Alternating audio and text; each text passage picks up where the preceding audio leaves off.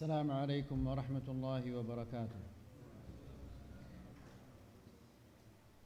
إن الحمد لله نحمده ونستعينه ونستغفره ونعوذ بالله من شرور أنفسنا ومن سيئات أعمالنا.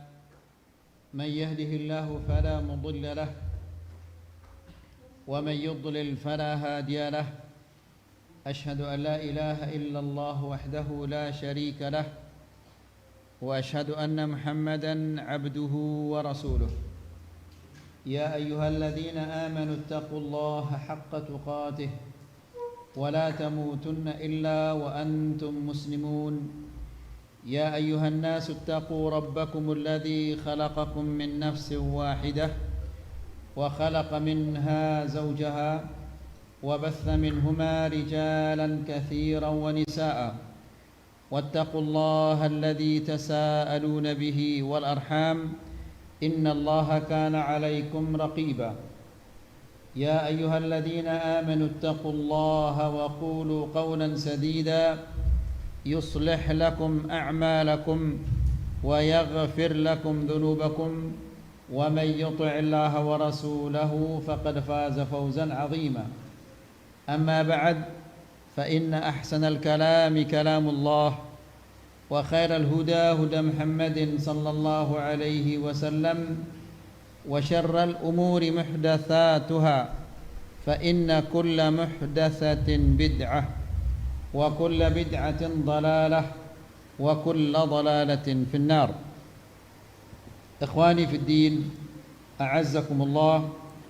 Bapak-bapak dan ibu-ibu yang dimuliakan Allah, alhamdulillah kita memuji Allah Subhanahu wa taala atas nikmat yang sangat besar yang Allah anugerahkan kepada kita pada malam ini, di mana kita dipertemukan oleh Allah dalam sebuah majlis yang sangat dicintai oleh Allah, yaitu majlisul ilm.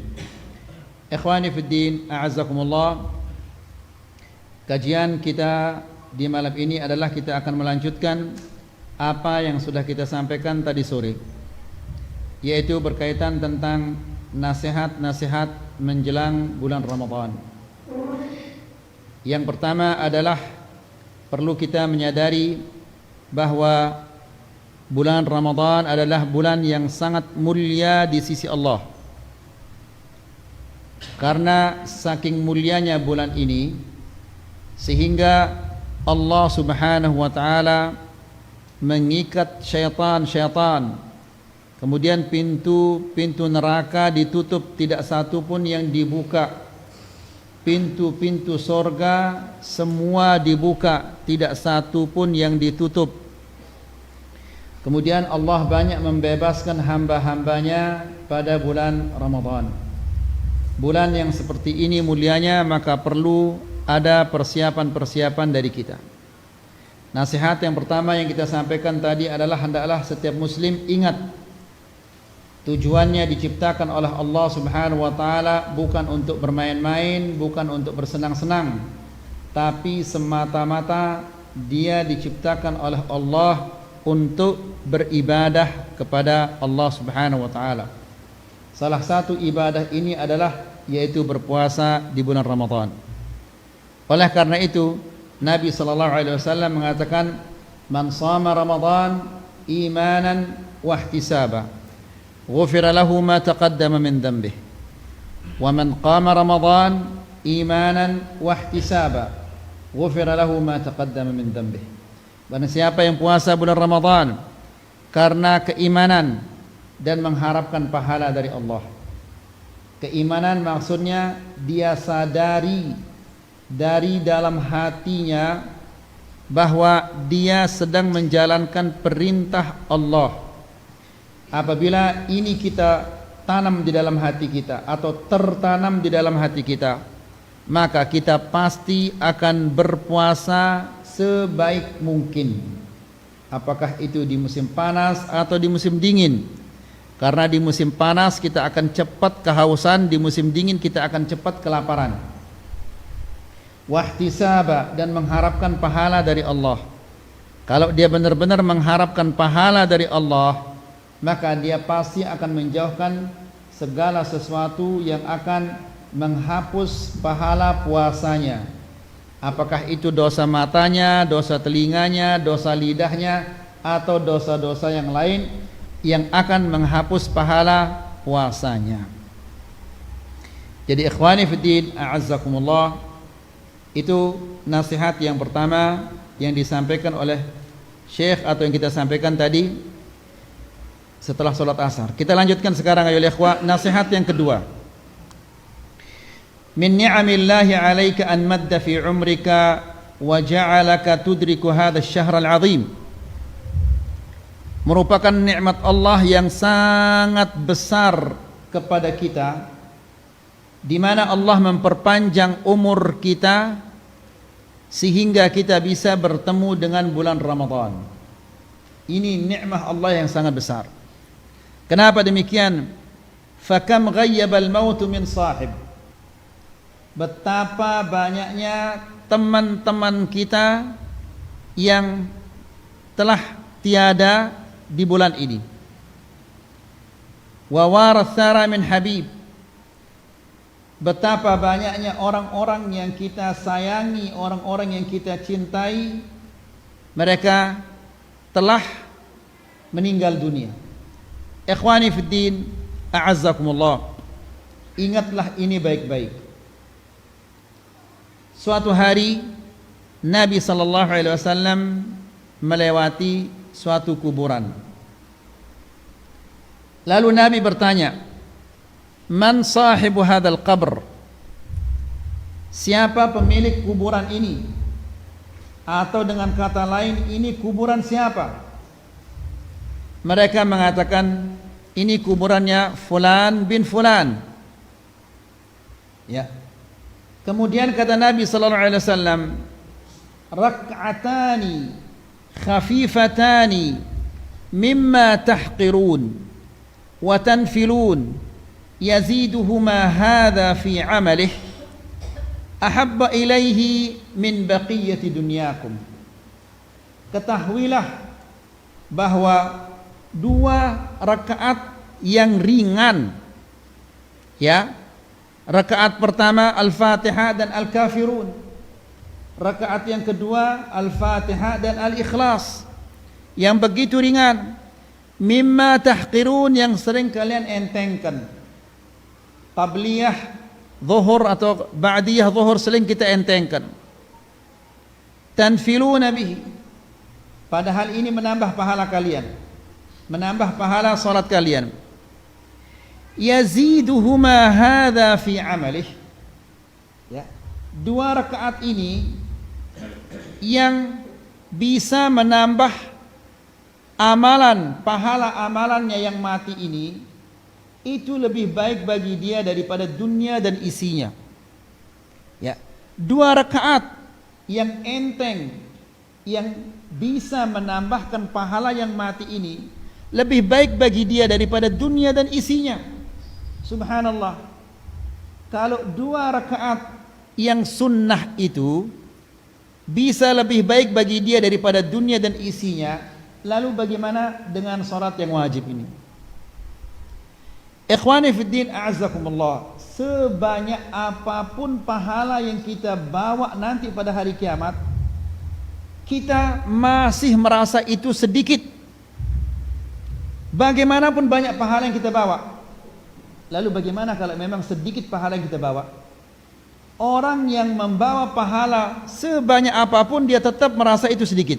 Lihat ayyuhal ikhwah, Rasulullah sallallahu alaihi wasallam dalam sebuah hadis yang diriwayatkan oleh Al-Imam Ahmad dan Al-Imam Al-Bukhari, Nabi mengatakan, "Lau anna rajulan yujarru min yaumi wulida ila an yamuta hariman ala wajhihi." Seandainya ada seseorang yang diseret wajahnya, maksudnya kakinya diseret, kemudian wajahnya menyentuh tanah. Bagian yang paling mulia dari tubuhnya ini menyentuh tanah yang kotor, yang berdebu dan yang lain-lainnya. Diseret dari kakinya. Ya. Berapa lama dia diseret seperti itu? Dari sejak dia lahir sampai dia mati tua renta. Ya. diseret karena Allah Subhanahu wa taala. Maka kata Nabi, la haqarahu yaumal qiyamah, pasti dia akan merasa itu sedikit kurang, itu belum apa-apa itu. Padahal dari sejak dia lahir sampai dia mati tua renta, wajahnya diseret karena Allah Subhanahu wa taala. Ya, dia merasa masih kurang. Kenapa? Saking besarnya pahala yang dia dapatkan di sisi Allah Subhanahu wa taala. Bahkan ada orang-orang yang minta di hari kiamat kepada Allah Subhanahu wa taala untuk kembali ke dunia. Untuk apa? Bukan untuk bersenang-senang, bukan untuk bermain-main, bukan lagi untuk mencari jabatan, bukan lagi untuk mengumpulkan uang, tapi untuk kembali ke dunia agar kulitnya ini digunting-gunting dan dia merasakan sakitnya digunting-gunting itu. Ya. Kenapa? Saking besarnya balasan Allah Subhanahu wa taala yang diberikan kepadanya. Itu orang yang sudah banyak pahalanya. Bagaimana dengan orang-orang yang sedikit pahalanya?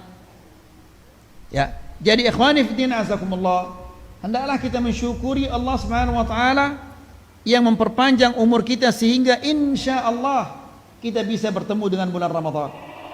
Ya.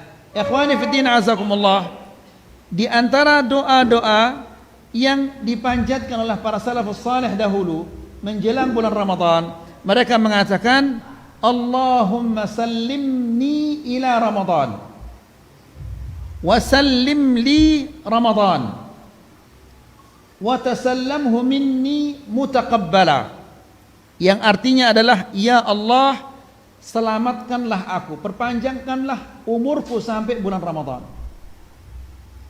dan selamatkanlah bulan Ramadan untukku. Maksudnya jangan sampai pahala puasaku batal di bulan Ramadan. Selamatkanlah puasaku dari segala sesuatu yang membatalkan pahalanya, dan terimalah dari ke bulan Ramadan ya Allah. Puasa Ramadan ya Allah. Jadi ikhwani fiddin azakumullah, dahulu para salafus salih 6 bulan mereka berdoa kepada Allah agar bisa bertemu dengan bulan Ramadan. Setelah mereka bertemu dengan bulan Ramadan, mereka berdoa 6 bulan agar diterima pahala puasa Ramadannya. Kita mungkin sampai sekarang belum ada yang berdoa untuk bisa bertemu dengan bulan Ramadan. Dan mungkin juga tidak ada di antara kita yang sudah berdoa semoga Allah menerima pahala bulan Ramadan kita yang lalu. Bukankah ini namanya kelalaian yang luar biasa ya ikhwah? Ya. Ini kelalaian yang luar biasa. Kalau kita sampai belum pernah berdoa untuk bertemu dengan bulan Ramadan, dan belum pernah juga berdoa agar Allah Subhanahu wa taala menerima puasa Ramadan kita. Ya, apakah kita sudah menjamin atau mendapatkan jaminan bahwa puasa kita itu diterima oleh Allah Subhanahu wa taala? Tidak ada satupun orang yang bisa menjamin dirinya akan bisa diterima puasanya. Kemudian, fa inna tulal umri wal baqa'u ala qaidil haya fursatun littazawudi min at-ta'at. Karena diperpanjangnya umur kita oleh Allah Subhanahu wa taala itu adalah merupakan kesempatan yang sangat berharga untuk menambah tabungan-tabungan kebaikan kita. Ya. Allah Subhanahu wa taala berfirman, "Wa tazawwadu fa inna khairaz zadi apa? At-taqwa." Berbekallah karena sebaik-baiknya bekal adalah bertakwa kepada Allah. Orang yang mati, bisakah dia menambah bekalnya? Tidak bisa. Ya, bahkan orang-orang yang mati itu minta kepada Allah Subhanahu wa taala agar ditunda kematiannya sejenak saja. Untuk apa? La'alli a'malu salihan fima tarakt, agar aku bisa melakukan amal-amal saleh pada masa yang aku tinggalkan. Namun tidak mungkin dia akan dikembalikan oleh Allah Subhanahu wa taala ke dunia ini. Maka ikhwani fillah azakumullah, kita yang diperpanjang oleh Allah umur kita sampai hari ini kesempatan untuk menambah tabungan kebaikan kita di sisi Allah. Jangan disia-siakan ini. Ya, karena kalau kesempatan ini diambil oleh Allah, maka tidak mungkin akan dikembalikan lagi. Kalau kita rugi uang, rugi apa saja, mungkin besok atau lusa bisa kita meraihnya kembali. Tapi kalau sedetik dari umur kita ini berlalu, mungkinkah kita akan kembalikan lagi? Tidak mungkin akan kembali lagi.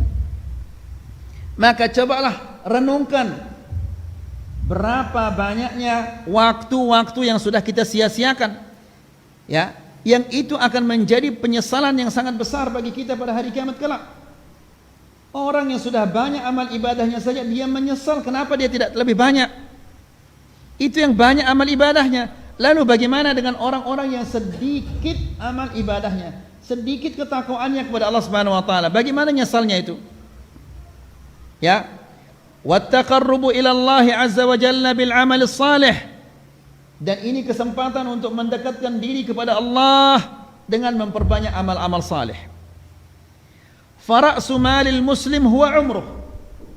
Harta kita yang paling berharga itu adalah umur kita ini. Ini harta yang paling berharga. Ya. Sebagaimana kita katakan tadi, sedetik kalau sudah berlalu tidak mungkin dia akan kembali lagi. Meskipun kita nangis darah, meskipun bagaimanapun kita minta kepada Allah, tidak mungkin akan dikabulkan. Maka jangan sia-siakan. Ya. Kemudian, lidha ihris ala awqatik wa la tudayyi' hatta la tadhi'a suda. Jangan sia-siakan waktu-waktumu. Sekarang ikhwani fillah azakumullah, kita sadari atau tidak, waktu kita banyak sekali sia-sia dengan HP ini. Facebook lah namanya, WhatsApp lah namanya, atau apa saja. Banyak sekali yang sia-sia waktu kita. Ya, seandainya kita gunakan untuk membaca Al-Quran atau berzikir, bagaimana banyak pahala yang kita akan raih. Ya.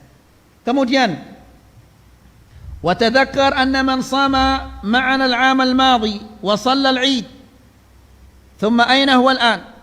Kemudian ingat, ya, teman-teman yang puasa bersama kita di tahun lalu, dan dia salat hari raya bersama kita di tahun lalu, namun mereka sudah tidak ada lagi bersama kita sekarang ini. Ya. Mereka itu pasti ingin kembali ke dunia untuk menghadiri pengajian, atau untuk melakukan amal saleh, atau untuk melakukan kebaikan-kebaikan yang lainnya. Namun tidak mungkin mereka akan kembali lagi bersama kita di sini. Ya, maka pikirkan itu baik-baik. Jangan sia-siakan waktu-waktu dari umur kita ini, karena ini adalah harta kita yang paling berharga. Kemudian ingat apa yang dikatakan oleh Rasulullah sallallahu alaihi wasallam, "Ightanim khamsan qabla khamsin." Manfaatkanlah 5 perkara sebelum datangnya 5 perkara.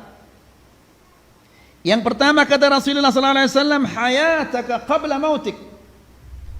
Manfaatkanlah masa hidupmu ini sebelum datangnya kematianmu. Manfaatkan hidup ini untuk senantiasa memperbanyak kebaikan-kebaikan, memperbanyak ketaatan-ketaatan sebelum kematian mendatangi kita. Ya, karena Allah berfirman, fa idza jaa ajaluhum fala yasta'khiruna sa'atan wa la yastaqdimun. Kalau kematiannya sudah tiba, tidak bisa ditunda sejenak pun, tidak bisa ditunda. Dimajukan pun tidak bisa. Ya, jadi ikhwani fiddin azakumullah, manfaatkanlah masa hidup kita ini sebelum kematian kita datang menjemput dan kita tidak bisa lagi beramal. Kemudian wasihhataka qabla saqamik, dan manfaatkanlah masa sehatmu sebelum datang sakitmu. Karena orang apabila dia sakit, tidak bisa lagi dia datang ke pengajian, tidak bisa lagi dia ke masjid salat berjamaah, tidak bisa lagi dia menghafal, ya, tidak bisa lagi dia melakukan ibadah-ibadah yang lainnya.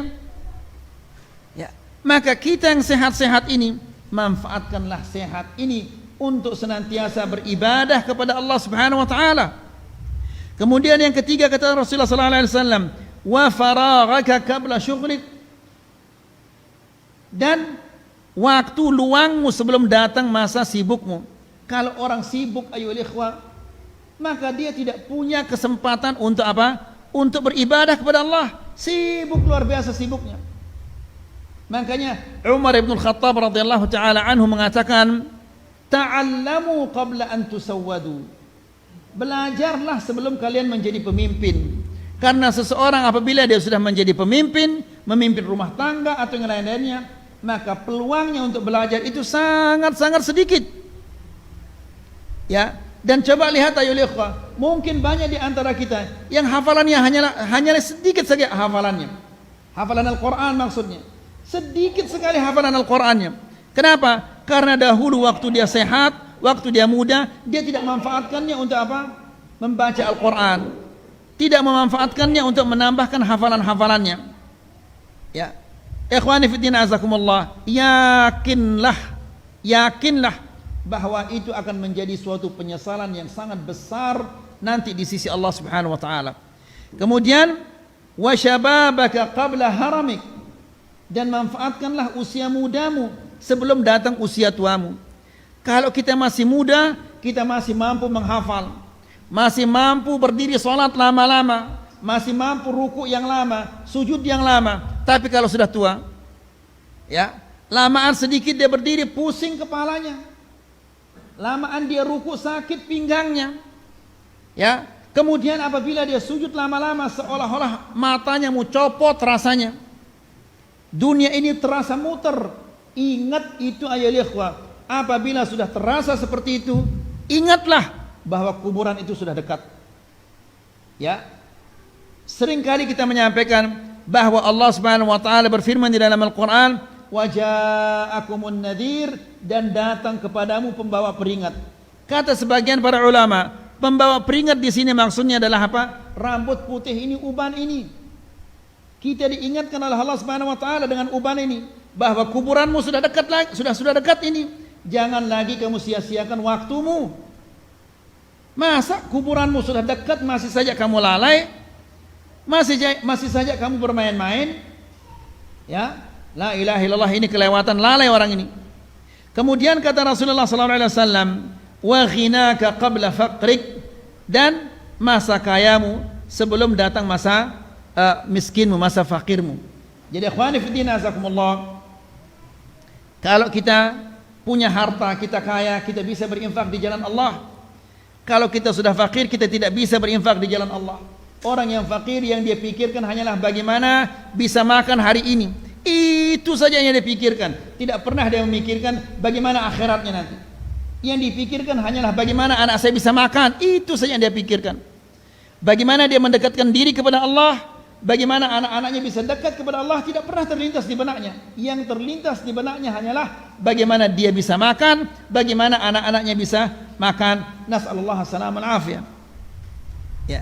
Ikhwani fiddin, a'azzakumullah. Dari Abu Bakrah, bukan Abu Bakar, Abu Bakrah. Dari seorang sahabat yang bernama Abu Bakrah, bahwa ada seseorang bertanya kepada Rasulullah sallallahu alaihi wasallam.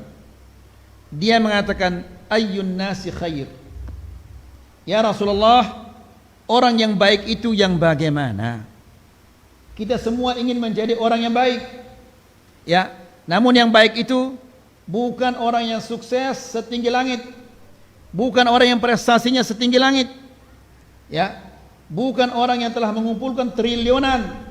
Tapi kata Rasulullah SAW, orang yang baik itu adalah man tala umruhu wa hasuna amaluhu. Orang yang baik itu adalah orang yang panjang umurnya dan baik amal perbuatannya. Ya, karena subhanallah banyak orang-orang sudah tua renta masih saja suka bermaksiat kepada Allah Subhanahu wa taala. Lihat apa kata Rasulullah SAW setelah itu. Bertanya lagi orang ini, fa ayyun nasi syarr? Ya Rasulullah, orang yang jelek itu yang bagaimana? Orang yang buruk itu yang bagaimana? Nabi mengatakan, man tala umruhu wa sa'a amaluhu. Orang yang jelek itu adalah orang yang panjang umurnya dan jelek amal perbuatannya.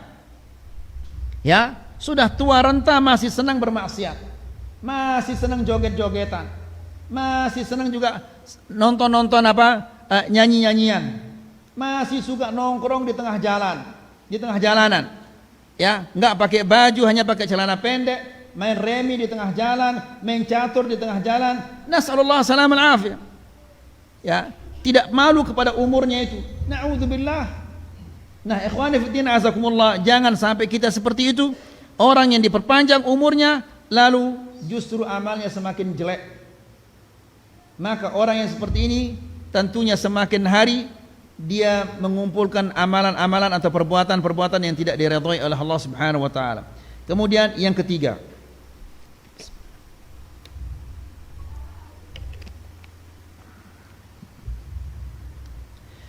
nasihat yang ketiga adalah yajibul ikhlasu fin niyyah.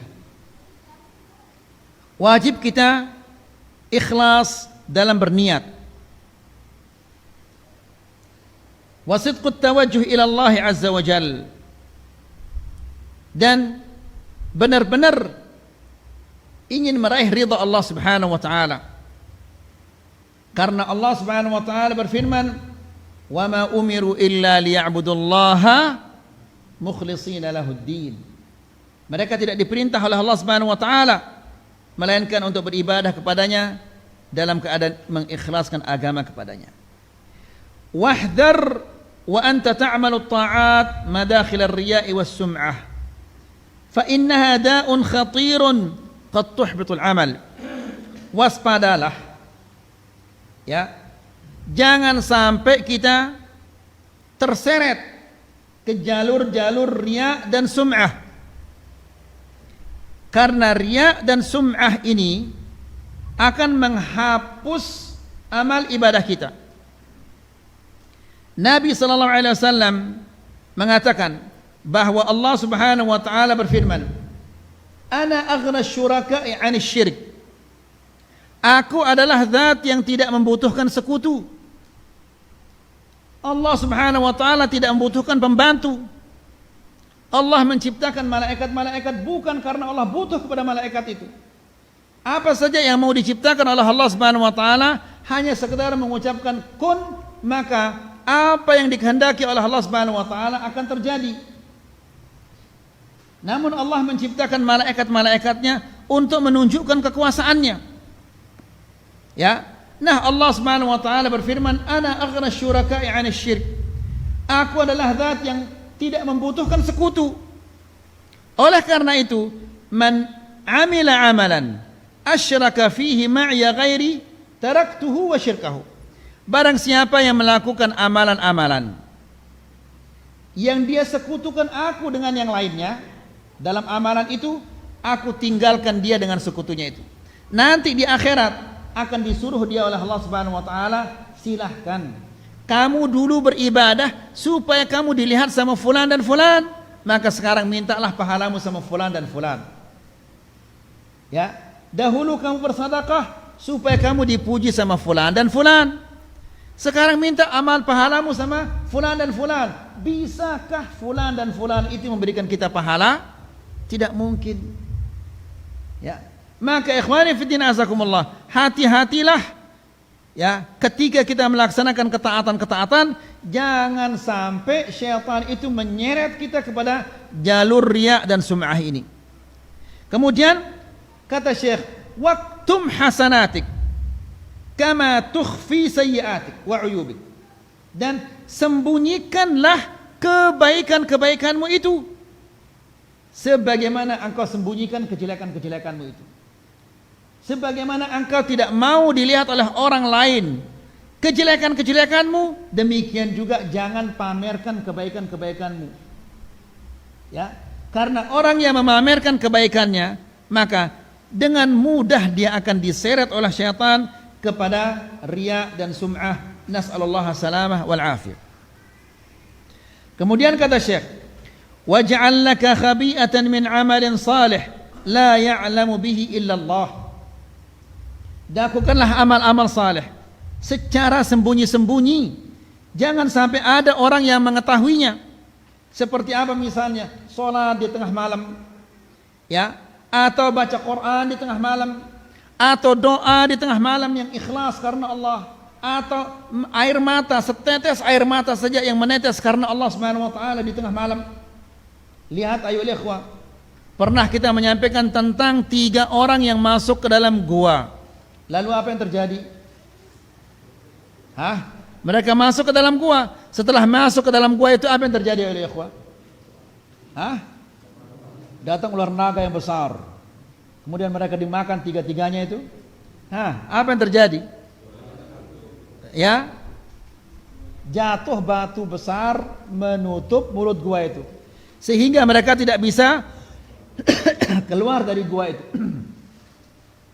Tidak mungkin tidak. Mereka pasti sudah berusaha untuk apa? Mendorong, menggeser batu itu, namun tidak berhasil. Akhirnya salah seorang di antara mereka yang mengatakan tidak ada yang bisa mengeluarkan kita dari gua ini kecuali Allah. Maka mohonlah kepada Allah, bertawassullah kepada Allah dengan amalan-amalan yang saleh yang pernah kita lakukan ikhlas karena Allah. Yang satu berbakti kepada kedua, yang satu dia bertawassul kepada Allah dengan berbaktinya kepada kedua orang tuanya. Lalu dia mengatakan, ya Allah, jika memang tercatat di sisimu bahwa aku melakukan itu ikhlas karenamu ya Allah, maka keluarkanlah kami dari kesulitan ini. Maka apa yang terjadi ya ikhwah?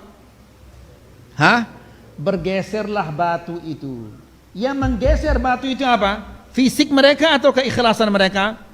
Keikhlasan mereka.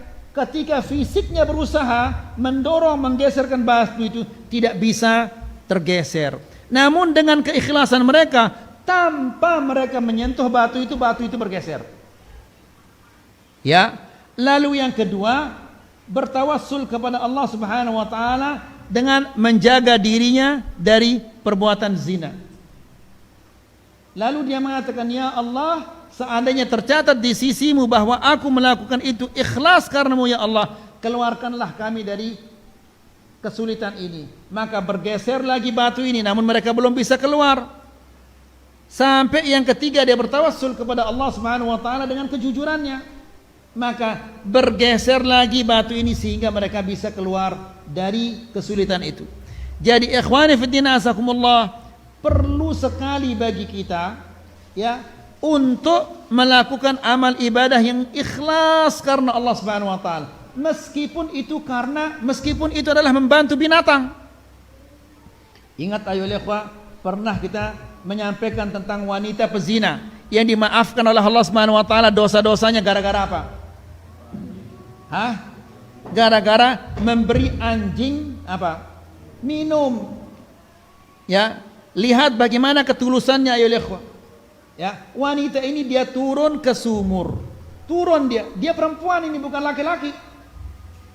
Ya, dia turun, luar biasa bahayanya ini. Ya, karena dia perempuan tidak biasa loncat. Kalau kita laki-laki biasa loncat sini, pegang ini, pegang itu. Kemudian yang lebih sulit lagi, setelah dia sampai ke air itu, dia isi air itu dengan sepatunya. Kemudian digigit sepatu itu. Ya, berarti dia akan naik, berhati-hati dia naik supaya air ini tidak tumpah. Kalau dia tumpah air ini, dia akan kembali lagi mengambil air. Jadi dia naik, ini lebih sulit lagi daripada turun. Itu karena keikhlasannya, ketulusannya, diampuni dosa-dosanya oleh Allah Subhanahu wa taala karena dia berikan apa? Anjing air minum. Lalu bagaimana kalau kita dengan tulus dan ikhlas kita berikan orang makan? Ya, dan ikhwani fillah azakumullah, lihat 3 orang ini. Dia bertawassul kepada Allah dengan amal-amal saleh yang dia kerjakan ikhlas. Begitu juga kalau kita punya amal-amal saleh yang kita kerjakan ikhlas karena Allah Subhanahu wa taala, ini bisa kita gunakan untuk bertawassul kepada Allah Subhanahu wa taala ketika kita mendapatkan kesulitan-kesulitan. Kemudian kata Syekh, wa'lam anna Allah azza wa jalla la yataqabbalu illa minal muttaqin, dan ketahuilah bahwa Allah Subhanahu wa taala tidak akan menerima amalan-amalan kecuali dari orang-orang yang bertakwa. Allah Subhanahu wa taala berfirman, "Innama yataqabbalu Allahu minal muttaqin." Sesungguhnya Allah Subhanahu wa taala hanya menerima dari orang-orang yang bertakwa. Dalam sebuah hadis, ya, dalam sebuah hadis Nabi sallallahu alaihi wasallam mengatakan, "Kullu ummati yadkhuluna al-jannata illa man aba." Semua umatku ini akan masuk surga kecuali yang enggan, yang tidak mau masuk surga. Kan ini mengherankan. Makanya sahabat juga heran. Mereka mengatakan, "Ya Rasulullah, wa man ya aba?" Siapa yang tidak mau masuk surga itu ya Rasulullah? Sejahat-jahatnya orang pasti dia mau masuk surga. Tapi di sini Rasulullah SAW mengatakan, semua umatku ini akan masuk surga kecuali yang tidak mau. Siapa yang tidak mau ya Rasulullah? Nabi mengatakan, "Man ata'ani dakhala al-jannah wa man 'asani faqad aba." Barang siapa yang taat kepadaku, maka dia akan masuk surga. Barang siapa yang bermaksiat kepadaku, menentangku, tidak mau mematuhi aku, tidak mau taat kepadaku, maka dia adalah orang yang enggan, yang tidak mau masuk surga. Nas'alullah salaman afiyah. Ya, jadi ikhwani fiddin azakumullah, apa tidak cukup 11 bulan kita berlumuran dengan dosa, lalu di bulan yang mulia ini, bulan Ramadan ini lagi kita mau melakukan dosa-dosa? Ya, banyak di antara ikhwan-ikhwan kita, subhanallah, di bulan Ramadan dia bertengkar dengan istrinya besar-besaran. 11 bulan dia adem ayem sama istrinya, mesra selalu kemana-mana, boncengan, gandengan. Begitu bulan Ramadan dia sering apa? Bertengkar dengan istrinya, marah-marahan dengan istrinya. La hawla wala quwata illa billah. Ya, nas'alullah salamah wal afiyah. Kemudian nasihat yang keempat,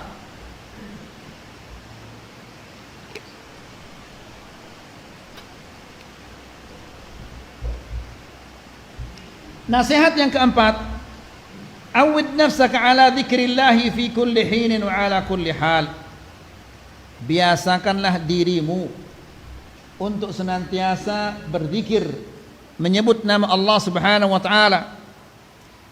Ya, ini sepanjang tahun kita harus senantiasa berzikir ayo ikhwah. Ya, namun di Ramadan ditekankan untuk kita banyak-banyak berzikir. Allah Subhanahu wa taala berfirman di dalam Al-Qur'an, "Ya ayyuhalladzina amanu la tulhikum amwalukum wala auladukum an dzikrillah. Wa man yaf'al dzalika fa ulaika humul khasirun." Yang artinya adalah, wahai orang-orang yang beriman, la tulhikum, jangan sampai kalian dilalaikan. Ya, siapa yang melalaikan kalian itu? Amwalukum wala auladukum, jangan kalian sampai dilalaikan oleh harta kalian, anak-anak kalian. Dilalaikan dari apa? An dzikrillah, dilalaikan dari berzikir, dilalaikan dari mengingat Allah. Ya, wa may yaf'al dzalika, dan barang siapa yang dilalaikan oleh hartanya, hartanya di sini termasuk apa? Tanahnya, jabatannya, prestasinya, tokonya, dagangannya, dan yang lain-lainnya. Ya, jangan sampai ini melalaikan kita dari mengingat Allah. Jangan sampai kita dilalaikan dari berzikir. Karena barang siapa yang dilalaikan oleh hartanya, anak-anaknya, maka faulaika humul khasirun. Mereka itu adalah orang-orang yang rugi.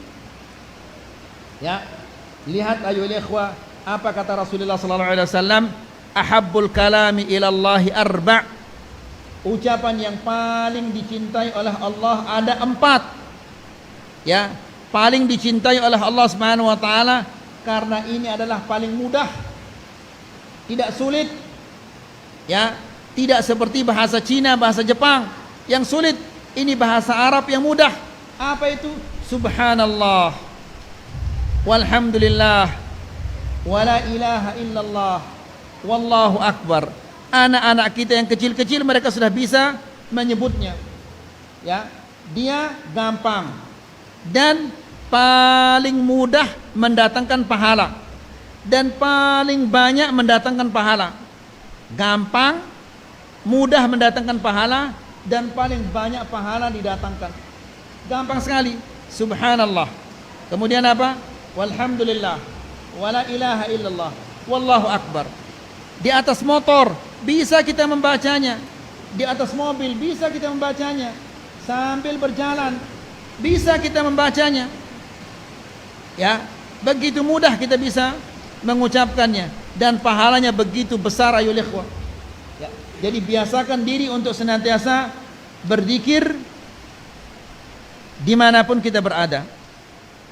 Allah Subhanahu wa taala berfirman di dalam Al-Qur'an, "Ya ayyuhalladzina amanu dzkurullaha dzikran katsira wasabbihuhu bukratan wa asila."